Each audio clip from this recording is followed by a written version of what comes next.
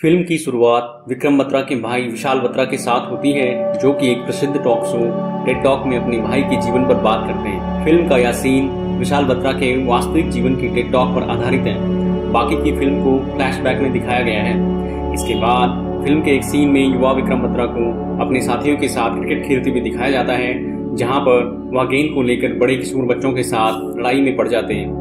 उनसे अपनी बॉल को छीन लेने के बाद विक्रम अपने भाई विशाल के साथ वहां से चले जाते हैं, परंतु बाद में जब उनके पिता को इस बात का पता चलता है तो वो बहुत ही गुस्सा होते हैं और विक्रम को फटकार लगाते हैं कि इस तरह से अपने से बड़े बच्चों से लड़ना ठीक नहीं है। इस पर विक्रम उनसे कहते हैं कि उन्होंने मेरी चीज छीन ली थी तो मैं उन्हें जाने कैसे देता। यह घटना विक्रम के उस निडर स्वभाव का खुलासा करती है जिसके लिए वो बाद में जाने जाते हैं। दूरदर्शन पर 80 के दशक में आने वाला शो परमवीर चक्र उन्हें भारतीय सेना में शामिल होने के लिए प्रेरित करता है। विशाल आगे यह भी बताते हैं कि विक्रम स्कूल के कार्यक्रमों में हमेशा फौजी वर्दी पहन के जाया करते थे। इसके बाद एक असेंबल उनकी देशभक्ति और बड़े होने पर सेना में शामिल होने की उनकी इच्छा को दर्शाता है और आखिरकार 23 साल की उम्र में वह डेल्टा कंपनी 13वीं बटालियन जम्मू और कश्मीर राइफल्स में कमीशन प्राप्त कर लेते हैं और एक लेफ्टिनेंट के रूप में सोपोर जिले में तैनात हो जाते हैं। विक्रम बहुत ही जल्दी अपने साथियों, सीनियर, जूनियर्स के साथ साथ स्थानीय लोगों के साथ भी सौहार्दपूर्ण संबंध विकसित कर लेते हैं। इसके बाद वह अपने साथियों के साथ आतंकवाद विरोधी अभियानों में हिस्सा लेने लगते हैं। एक ऑपरेशन के तहत जब वह एक चेक पोस्ट पर गाड़ियों की चेकिंग कर रहे होते हैं तो आतंकवादियों से मुठभेड़ में वह अपने सीईओ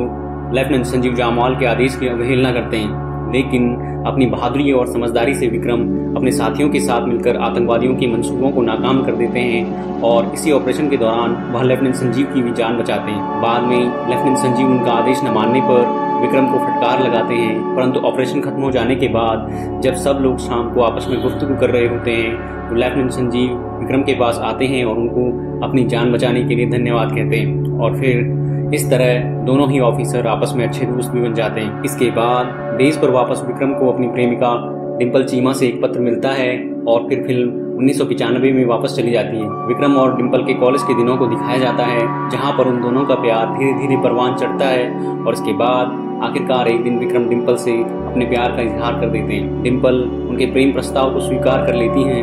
हालांकि इसी दौरान जब दोनों एक दूसरे से बात कर रहे होते हैं तो डिम्पल के पिता उन्हें रंगे हाथ पकड़ लेते हैं। डिम्पल के पिता आगे विक्रम से कहते हैं कि वो लोग सिख हैं और विक्रम एक पंजाबी खत्री फैमिली से आते हैं, तो यह रिश्ता होना मुश्किल हो सकता है। काफी हद तक वो अलग अलग जातियां होने के चलते विक्रम को अस्वीकार कर देते हैं। विक्रम अब डिम्पल से शादी करना चाहते हैं तो अपने पिता को खुश करने के लिए अपना सेना ज्वाइन करने का सपना छोड़कर उच्च वेतन के लिए मर्चेंट नेवी में शामिल होने का फैसला कर लेते हैं। विक्रम को लगता है कि वो एक उच्च वेतन वाली नौकरी पा लेंगे तो डिम्पल के पिता उनके रिश्ते को आसानी से स्वीकार कर लेंगे। यह बात विक्रम की माँ और बहनों को पता चलती है तो वो बहुत ही खुश होते हैं। इसके बाद अगले सीन में डिम्पल के पिता डिम्पल को उनकी पसंद के रिश्ते से शादी करने को कहते हैं, जिस पर डिम्पल बहुत गुस्सा हो जाती हैं और वो विक्रम से ही शादी करने की जिद पर अड़ी रहती हैं। डिम्पल अपने पिता से आगे यह भी कहती हैं कि अगर उनका ब्याह विक्रम से नहीं हुआ तो वो जिंदगी भर किसी और से शादी नहीं करेंगे। इसके बाद अगले सीन में विक्रम अपने दोस्त सनी को बताते हैं कि वो अपना सेना ज्वाइन करने का सपना छोड़कर मर्चेंट नेवी ज्वाइन करने जा रहे हैं। सनी उनसे कहते हैं कि उनको प्यार के लिए सेना ज्वाइन करने का अपना सपना नहीं छोड़ना चाहिए, यह बाद में बहुत ही भारी पड़ेगा और वो कभी भी जिंदगी में खुश नहीं रह पाएंगे। और तो और डिम्पल भी कभी उनके इस फैसले से खुश नहीं रह पाएंगे। इसके बाद विक्रम और सनी एक दूसरे से विदा लेते हैं और विक्रम यहाँ पर अपना माइंडसेट बदल लेते हैं और फिर से आर्मी ज्वाइन करने का मन बना लेते हैं। आगे विक्रम अगले दिन डिम्पल को मिलते हैं और उनको अपने आर्मी ज्वाइन करने के इरादे से अवगत करवाते हैं। इस पर डिम्पल बहुत गुस्सा हो जाती हैं और विक्रम से कहती हैं कि उन्होंने अपने घर पर विक्रम के मर्चेंट नेवी ज्वाइन करने के इरादे के बारे में बता रखा है, तो इस तरह बात से पलटकर वो उनकी भावनाओं से खिलवाड़ नहीं करे तो अच्छा है। यह सुनकर विक्रम डिम्पल को बताते हैं कि वो कभी भी उनकी भावनाओं से खिलवाड़ नहीं करेंगे और ये फैसला उन्होंने दोनों की खुशी के लिए लिया है। डिम्पल आगे उनसे कहती हैं कि उनको जो करना है वो करे, वो उनका इंतजार करती रहेंगी, वो उनसे प्यार करती रहेंगी, वो बस अपने शब्दों पे कायम रहे और जब तक उनका सेना में सिलेक्शन नहीं हो जाता तब तक ना वो उनको मिलने की कोशिश करें और ना ही वो उनको कोई फोन करें। फिल्म अब वर्तमान में लौटती है और विक्रम और लेफ्टिनेंट संजीव को उनके सीनियर मेजर सुब्रता मुखर्जी बताते हैं कि चेक पोस्ट पर हुए ऑपरेशन में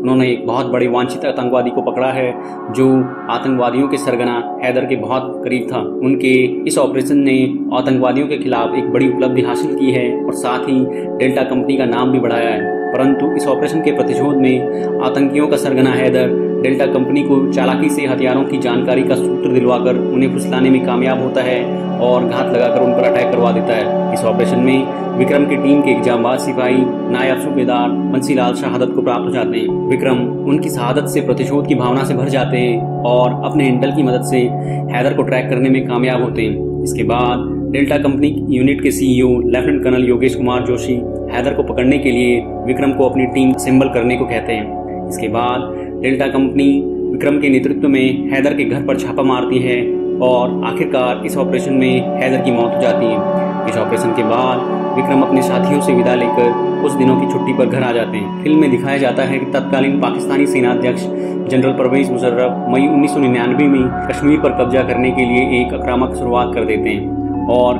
जिनेवा कन्वेंशन और शिमला समझौते का उल्लंघन करते हुए कारगिल पर्वत की चोटियों पर कब्जा करने के लिए वो अपने सैनिकों को भेज देते हैं। इस दुस्साहस से पाकिस्तानी सैनिक कुछ भारतीय सैनिकों को बंदी भी बना लेते हैं। इसके बाद फिल्म हमें पुनः पालमपुर ले चलती है, जहां पर विक्रम की मुलाकात डिम्पल से होती है और एक गाने के माध्यम से फिल्म आगे बढ़ती है। फिर एक दिन टीवी के माध्यम से विक्रम को पाकिस्तानी सैनिकों के भारतीय सीमा में घुसपैठ करने की खबर मिलती है। शाम में विक्रम सनी से मिलते हैं और सनी उनसे पूछते हैं कि क्या पाकिस्तान के साथ लड़ाई की खबर सही है।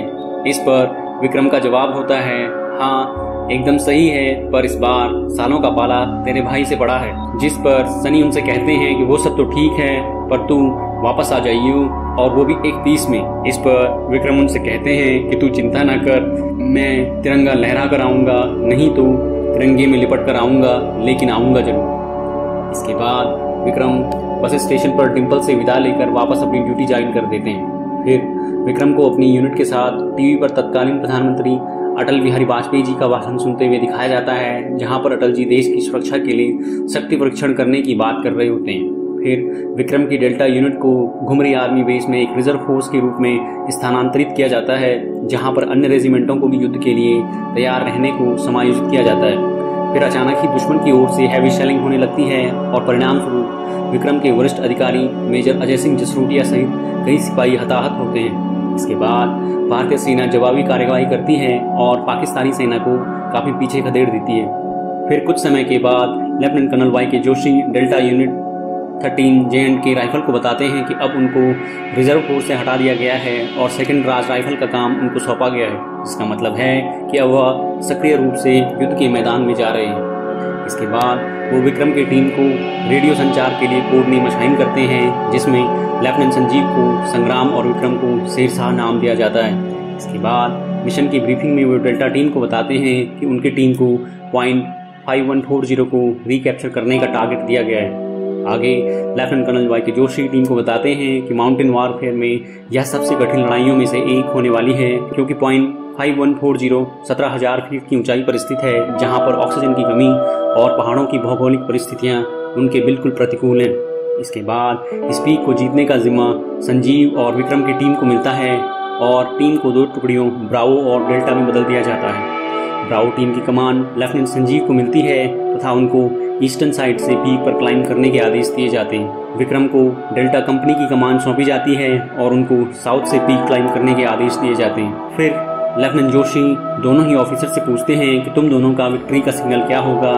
यह सुनकर लेफ्टिनेंट संजीव कहते हैं, ओ याया, और विक्रम से पूछने पर वो जवाब देते हैं, ये दिल मांगे मोर। लेफ्टिनेंट जोशी उनको इसको चुनने का कारण पूछते हैं, जिस पर विक्रम जवाब देते हैं कि सर, पॉइंट 5140 जीतने के बाद मैं रुकने वाला नहीं हूँ, मुझे उन्हें वापस भगाना है। इसके बाद दोनों ही ऑफिसर अपने मिशन पर निकल पड़ते हैं। पीक को क्लाइंब करते हुए जब दोनों ऑफिसर आपस में अपनी लोकेशन डिटेल एक दूसरे को देते हैं, तो पाकिस्तानी सेना के जवान उनकी बातचीत को रेडियो फ्रिक्वेंसी पर सुन लेते हैं। इसके बाद पाकिस्तानी सेना का एक जवान सेम रेडियो फ्रिक्वेंसी पर विक्रम से कनेक्ट होता है और उनसे वापस चले जाने को कहता है। वो कहता है कि शेरशाह नाम होने से कोई शेर नहीं हो जाता, तुम बिल्कुल भी ऊपर मत आना, वरना वहाँ से वापस नहीं जा पाओगे। इस पर विक्रम उससे कहते हैं, तुम वहीं रुको, हम आ रहे हैं और अपनी कब्रें खोद कर रख लेना, क्योंकि हम तुम्हारे लिए कफन का कपड़ा भी साथ लेकर आए हैं। इसके बाद दोनों ही ऑफिसर अपने टारगेट की ओर बढ़ने लगते हैं और एक विभत्स लड़ाई के बाद पॉइंट 5140 को रिकैप्चर कर लिया जाता है। इसके बाद पहले lieutenant Sanjeev lieutenant colonel Joshi को अपना विक्ट्री सिग्नल OEIA भेजते हैं। फिर जल्दी ही कुछ सैनिक पीक 5140 पर पाकिस्तानी झंडा निकालकर भारतीय तिरंगा लहरा देते हैं। फिर इसके बाद विक्रम अपना आइकॉनिक सिग्नल लेफ्टिनेंट जोशी को भेजते हैं, ये दिल मांगे मोर। उनकी प्रभावशाली जीत के बाद लेफ्टिनेंट कर्नल जोशी उनसे वहीं पीक पर रुकने को कहते हैं और फिर हेलीकॉप्टर से वहां पहुंचकर दोनों ही ऑफिसर को कैप्टन के पद पर प्रमोट कर लिया जाता है। और साथ ही लेफ्टिनेंट जोशी उनको यही भी बताते हैं कि उन दोनों के नाम को महावीर चक्र के लिए भी रिकमेंड किया गया है। इसके बाद उनके बेस पर लेफ्टिनेंट जोशी उनको बताते हैं कि उनकी बहादुरी से प्रभावित होकर आर्मी कमांड ने उनको इस लड़ाई की सबसे टफेस्ट पीक .4875 को कैप्चर करने का टास्क सौंपा है। वो आगे ये भी बताते हैं कि स्ट्रेटजिकली ये पीक कितनी इंपॉर्टेंट है और अगर ये पीक कैप्चर हो गई तो ये वॉर लगभग ओवर हो जाएगी। परंतु इस काम के लिए बटालियन की किसी और टीम को जाना है और वो लोग रेस्ट कर सकते हैं। यह सुनकर विक्रम उनसे रिक्वेस्ट करते हैं कि वो इस मिशन का हिस्सा बनना चाहते हैं और उनको वहां जरूर भेजा जाए। उनके जज्बे को देखकर लेफ्टिनेंट जोशी उनको मेजर वोरा की कमान में सेकंड इंचार्ज सौंपते हैं और उनको अपनी टीम को रेडी करने को कहते हैं। इसके बाद विक्रम सैटेलाइट फ़ोन पर डिम्पल से बात करते हैं और उनको बताते हैं कि उनका प्रमोशन हो गया है और महावीर चक्र के लिए भी उनका नाम रिकमेंड हुआ है। डिम्पल इस बात पर बहुत खुश होती हैं और उनसे पूछती हैं कि वो वापस कब तक आ रहे हैं। इस पर विक्रम उनसे कहते हैं कि वो एक और मिशन पर जा रहे हैं और वहाँ से आने के बाद वो दोनों शादी कर लेंगे। डिम्पल यह सुनकर बहुत खुश होती हैं। इसके अगले दिन विक्रम और उनकी टीम .4875 पर हमला शुरू कर देती है, लेकिन उबड़ खाबड़ इलाके और दुश्मन के कई बंकरों से हैवी शेलिंग होने के कारण भारी संख्या में कई सैनिक हताहत होते हैं। आखिरकार आमने सामने की लड़ाई में वो उन 4 बंकरों को नष्ट कर देते हैं जिनके बारे में उनके पास जानकारी होती है। फिर जब वो आगे बढ़ रहे होते हैं तो रेडियो पर लेफ्टिनेंट कर्नल जोशी उनसे हालात का जायजा लेने के लिए कनेक्ट होते हैं। विक्रम उन्हें बताते हैं कि उन्होंने 4 बंकरों को कब्जे में ले लिया है, परंतु दुश्मनों ने एक और बंकर बनाया हुआ है जिसकी जानकारी उनको नहीं थी। इस पर लेफ्टिनेंट कर्नल जोशी उनको बताते हैं कि उनको इंटेल मिला है कि पाकिस्तानी वहाँ बहुत सारा एम्यूनिशन लेकर आ रहे हैं और अगर उनको हथियार मिल गए तो उस पीक पर कब्जा करना मुश्किल हो जाएगा। यह सुनकर विक्रम अपनी घड़ी की ओर देखते हैं और उनसे कहते हैं 15 मिनट और इसके बाद फिर से वो दुश्मनों की ओर बढ़ने लगते हैं। आगे विक्रम को वो एक नष्ट हुए बंकर के पास पाकिस्तानी RPG गन पड़ी हुई मिलती है, तो वो अपने साथी राइफलमैन यशपाल को कहते हैं कि वो इस RPG गन को उठाएं और उनकी बाईं ओर पोजीशन लेकर इस गन से दुश्मनों के बंकर पर अटैक करें। इसके बाद राइफलमैन यशपाल RPG गन को उठाकर बाईं ओर बढ़ने लगते हैं तो बाकी के साथी उनको कवर फायर देने की कोशिश करते हैं। फिर राइफलमैन यशपाल मौका देखकर जो ही RPG गन से फायर करने की कोशिश करते हैं, इतने में दुश्मनों की गोली उनको लग जाती है। यह देखकर विक्रम अपने साथी सूबेदार रघुनाथ सिंह से कहते हैं उनको यशपाल को बचाना ही होगा और फिर वो राइफलमैन यशपाल को बचाने के लिए एक ओपन एरिया की ओर दौड़ लगाते हैं, जिस ओर राइफलमैन यशपाल घायल अवस्था में पड़े होते हैं। परंतु इस दौरान स्नाइपर की गोलियां उनको लग जाती हैं और वो घायल हो जाते हैं। इसके बाद भी विक्रम दुश्मनों पर फायरिंग करना जारी रखते हैं और सूबेदार रघुनाथ सिंह से कहते हैं कि कुछ भी हो जाए तिरंगा लहरा कर ही रहना है। फिर इसके बाद उनको दुश्मनों की कई गोलियां लगती हैं और वो जमीन पर गिर जाते हैं। यह देखकर उनके साथी प्रतिशोध की भावना से भर जाते हैं और दुश्मनों पर पूरी ताकत से अटैक कर देते हैं। इसके बाद हवलदार रघुनाथ सिंह कमान संभालते हैं और P4875 पर पुनः जीत हासिल कर ली जाती है। विक्रम जमीन पर घायल अवस्था में पड़े हुए यह सब देख रहे होते हैं और आखिरी बार वो युद्ध का स्लोगन दुर्गा माता की जय कहते हुए अपने प्राण त्याग देते हैं। इसके बाद विक्रम के पार्थिव शरीर को पालमपुर उनके निवास पर लाया जाता है, जहां पर एक आर्मी व्हीकल में उनके पार्थिव शरीर को तिरंगे में लिपटाकर उन्हें राजकीय और सैन्य सम्मान के साथ विदाई दे दी जाती है। और अंत में पालमपुर में उनके अंतिम संस्कार और उनकी शहादत पर रोती हुई व्याकुल डिम्पल को दिखाया जाता है। .4875 पर उनकी वीरता और बलिदान के लिए उन्हें मरणोपरांत भारतीय सेना के सबसे बड़े पुरस्कार परमवीर चक्र से सम्मानित किया जाता है, जो कि उनके पिता श्री गिरिधारी लाल बत्रा जी विक्रम के बिहाफ पर राष्ट्रपति श्री KR नारायण जी से रिसीव करते हैं। इसके बाद फिल्म के क्रेडिट रोल से पहले विक्रम के साथियों की वास्तविक तस्वीरें, युद्ध में उनके उत्कृष्ट योगदान को कुछ चित्रों के माध्यम से दर्शाया जाता है और इसके बाद फिल्म की एंडिंग हो जाती है।